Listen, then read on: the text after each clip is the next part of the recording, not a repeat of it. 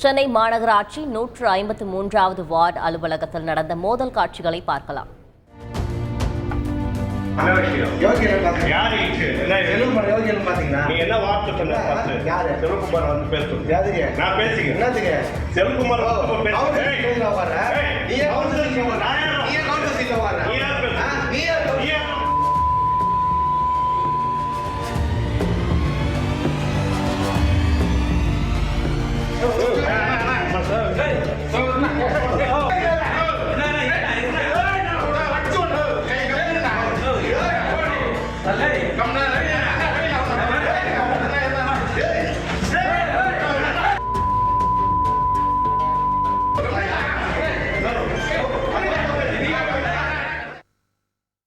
இந்த மோதலுக்கு 153வது ward councillor சாந்தியின் இருக்கையில் அவரது கணவர் ராமலிங்கம் உட்கார்ந்ததே காரணமாக கூறப்படுகிறது.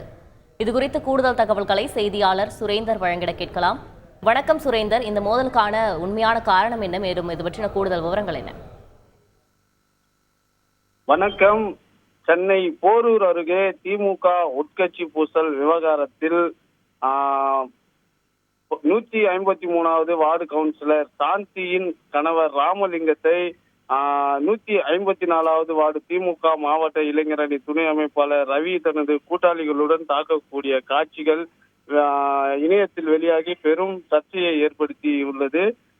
சென்னை மாநகராட்சி வலசரவாக்கம் மண்டலம் 11க்கு உட்பட்ட 153வது வார்டு பகுதியோட கவுன்சிலர் சாந்தி ராமலிங்கம். இவர்களுக்கு இடையே இவர்களுக்கும் 154வது திமுக மாவட்ட இளைஞரணி துணை அமைப்பாளர் ரவி என்பவருக்கும் உட்கட்சி பூசல் விவகாரத்தால அடிக்கடி பிரச்சனை ஏற்படுவதாக கூறப்படுகிறது. இந்த நிலையில வீடு கட்டுவதில் பணம் வாங்குவது தொடர்பாக இருவருக்கும் இடையே ஏற்பட்ட பிரச்சனை காரணமாக அலுவலகத்தில் 153வது சென்னை மாநகராட்சி அலுவலகத்தில் அமர்ந்திருந்த சாந்தியின் கணவர் இருக்கையில் அமர்ந்திருந்த போது அங்கு சென்ற கவுன்சிலரின், அதாவது 154வது வார்டு திமுக இளைஞரணி துணை அமைப்பாளர் ரவி தனது கூட்டாளிகளுடன் சென்று இருக்கையில் அமர யார் என கேட்டு வாக்குவாதத்தில் ஈடுபடுகிறார். வாக்குவாதத்தில் ஈடுபட்ட போது இருவர்களுக்கும் இடையே கைகலப்பு என்பதும் ஏற்பட்டிருக்கிறது. இதில் ஒருவர் மாறி மாறி தாக்கிக் கொள்ளக்கூடிய சம்பவம் என்பது அந்த பகுதியில இருக்கக்கூடிய வீடியோ காட்சிகள்ல நேரடியாக பார்க்க முடிகிறது. ரவி என்பவர் தனது கூட்டாளிகள் 10 பேருடன் சென்று கவுன்சிலரின் கணவரை தாக்கக்கூடிய சம்பவம் என்பது பெரும் பரபரப்பை ஏற்படுத்தி இருக்கிறது. மேலும் இது குறித்து தற்போது போலீசார் விசாரணை என்பதும் மேற்கொண்டு வருவதாக தகவல் என்பது கிடைக்கப்பட்டிருக்கிறது.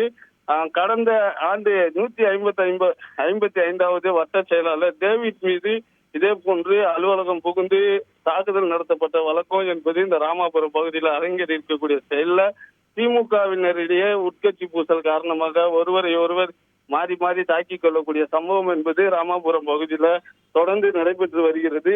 இதனை கட்சி தலைமை தலையிட்டு உடனடியாக முற்றுப்புள்ளி வைக்க வேண்டும் எனவும் இந்த பகுதியில விமர்சனங்கள் இருந்து வருகிறது. விவரங்களுக்கு நன்றி சுரேந்தர். செய்திகளை உடனுக்குடன் தெரிந்து கொள்ள உடனே சப்ஸ்கிரைப் பண்ணுங்க.